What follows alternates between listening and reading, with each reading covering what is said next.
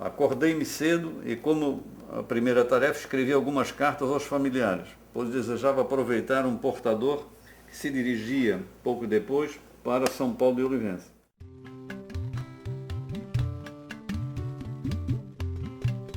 O diário de campo é uma das marcas do fazer antropológico. É possível se aprender a fazer o diário de campo? Com quem se aprende? Como aprenderam os nossos professores? O diário é também o local de anotar esboços teóricos? É no diário de campo que se escreve a etnografia? Com essas perguntas em mente, fui conversar com o professor emérito da UFSC, Silvio Coelho dos Santos. Pedi-lhe que trouxesse um de seus diários. O professor Silvio trouxe o seu primeiro diário de campo, escrito em 1962, no Amazonas, no Alto Solimões. Naquela época, Silvio Coelho era assistente de pesquisa de um dos fundadores dos estudos acadêmicos de antropologia brasileira, do professor Roberto Cardoso de Oliveira. Silvio cursava especialização em antropologia no Museu Nacional. Eram 3 alunos na turma. Depois de cursar as disciplinas, Silvio Coelho e Cecília Maria Vieira Helm foram convidados para ir à Amazônia ajudar Roberto Cardoso de Oliveira em sua pesquisa com os Ticuna. De cara, o Roberto Cardoso, né, no dia lá que foi dado o resultado, eles não deram classificação, não é? Olha, você foi aprovado, etc. Mas eu quero que assuma um compromisso comigo. Você vai para a Amazônia comigo, né, que eu tenho uma pesquisa lá, né, e tal. Ele já tinha feito a primeira etapa junto com os Ticuna, né, e você vai ser um dos meus companheiros de campo. É essa região aqui de Benjamin Constant, né? Benjamin Constant, no Alto Solimões, fronteira do Brasil com Peru e Colômbia, e que no lado oposto a Benjamin Constant, próximo aqui de Tabatinga, estava a área indígena de Mariuaçu. O Cardoso, tudo o que acontece anota. E já foi dizendo o seguinte: diário se escreve 12, 15, 20 páginas por dia. Mesmo que aquilo que seja trivial, que você já sabe, mas você anota. E preliminarmente, nas idas, nas primeiras visitas, etc., as anotações eram feitas em caderneta de campo. E no final da tarde, início da noite, se passava então para o diário. Então já as anotações da caderneta tomadas muito rápido, especialmente quando se estava fazendo censo. Eu trabalhei muito com censo, em cada casa que chegava, levantava todos os moradores e tal, né? Relação de parentesco, e observações a respeito do entorno da casa, da roça, da caçada e tal. Quer dizer, isso não é nada parecido com aqueles viajantes europeus que vinham, né, que desenhavam muito bem, que não tinham máquina fotográfica e tal, que faziam trabalhos excepcionais, né, nos seus próprios diários. Eram mais renascentistas do que a gente. Exatamente, exatamente. Então, o Cardoso, além de dar essas normas,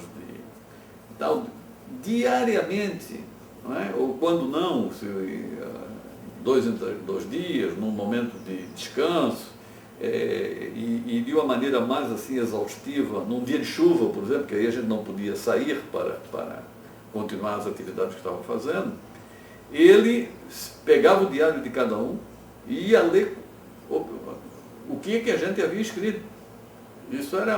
Isso aí é que serviu, digamos assim, de um processo de aprendizagem, porque primeiro a gente temia ser reprovado, digamos assim, nas anotações que estavam fazendo.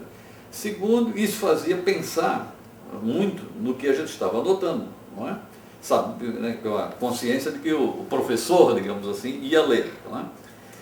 E depois, as observações dele. O diário, em 3 meses de pesquisa, eu tenho 2 diários com esse volume, que é um volume grande de anotações, mais ou menos essa base de 15 páginas por dia, não é?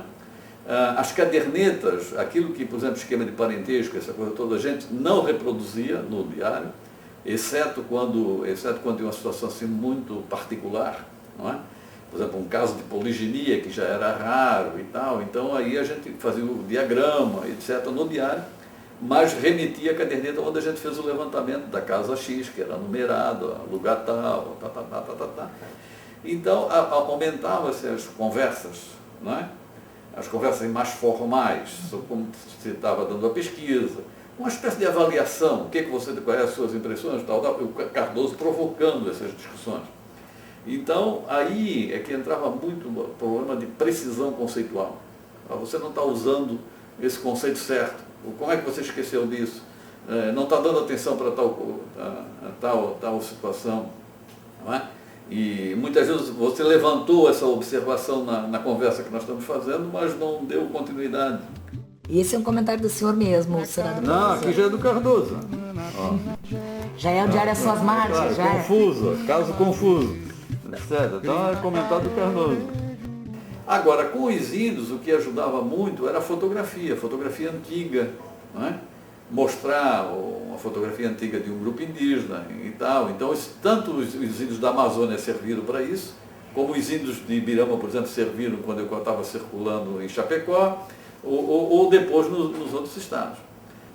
Então, a gente começar a perceber que no campo é preciso, quando se tem uma informação, e que você não pode generalizar apenas a partir da primeira informação, não é? Porque aquela informação pode não bater com outros informantes e também não ser decorrente, digamos assim, de uma situação confiável, não é? Então, quer dizer, o treinamento de campo que eu tive, eu acho que foi um treinamento de campo excepcional. Quer dizer, hoje é impossível fazer isso, não é? Hoje é difícil um aluno que vá para campo com o professor. Questão também dos calendários que têm que ser cumpridos, obrigam que o aluno, de modo geral, vai razoavelmente bem informado para campo, por causa de disciplinas como metodologia da pesquisa e coisas do gênero, não é? Uma organização melhor do projeto, digamos assim, de pós-graduação, que obriga o aluno, desde o ingresso no mestrado, já ter um projeto do que ele pretende fazer, não é? E essas coisas todas vão se fechando, que permite cumprir isso com uma determinada brevidade, fazer um curso de mestrado aí em 18 meses, ou às vezes 24 meses. Enquanto que na primeira pesquisa da Amazônia eu não consegui entender muito bem o que o Cardoso queria com a tal fricção interétnica, isso só foi entendido bem mais para frente, porque uma coisa é você trabalhar com o objetivo de outro, até que você consiga entender plenamente, né? O tempo passa. Outra coisa é você ter o seu próprio objetivo, e aquilo está muito claro para você, e você, então, em qualquer situação, você está pegando informação que você qualifica. E isso é uma questão importante. Quer dizer, quando nós voltamos para o Rio de Janeiro, o Cardoso, além dos seminários continuaram, aquela coisa toda, mas em termos da pesquisa, ele nos botou a organizar os nossos diários em primeiro lugar, as nossas cadernetas, não é? No caso eu e a Cecília, ele organizando dele, e no decorrer do tempo, quer dizer, uns 30 dias depois, ele começou a redigir um livro, que é Índios e Brancos, o Índio no Mundo dos Brancos. Foi editado pela Difusão Europeia do Livro. E na medida que ele ia escrevendo, a gente ia lendo o que ele estava escrevendo, eventualmente fazendo observações, olha, mas isso não bate com o que está no meu diário, etc, etc. Quer dizer, então foi um outro treinamento de como redigir, digamos assim, o relatório, né? Como redigir o relatório. Então, quer dizer, aí é que começou a compreender esse circuito, pesquisa de campo, caderneta de campo, diário, o problema da teoria que estava atrás, quer dizer, conceitos, etc., tal, que a gente estava usando quando estava escrevendo, e depois, quando você vai fazer o relatório, quer dizer, o artigo, que vai originar o artigo, vai originar um livro, etc., né? Fechando, então, o circuito.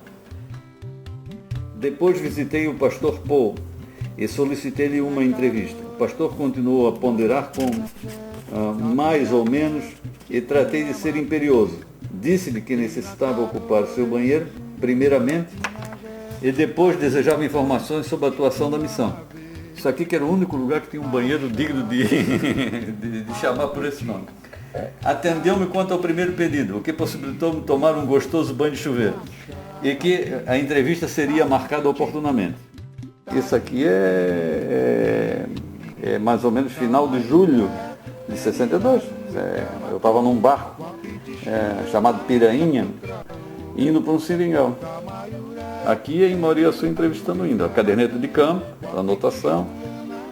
Aqui é a mesma pirainha com o Roberto e a Cecília.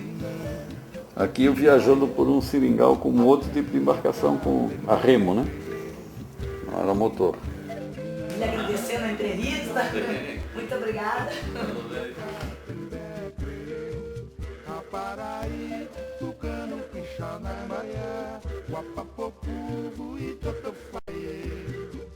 Aparaí, Tucano, Quixana, Maia, Guapapocubo e Totofaie.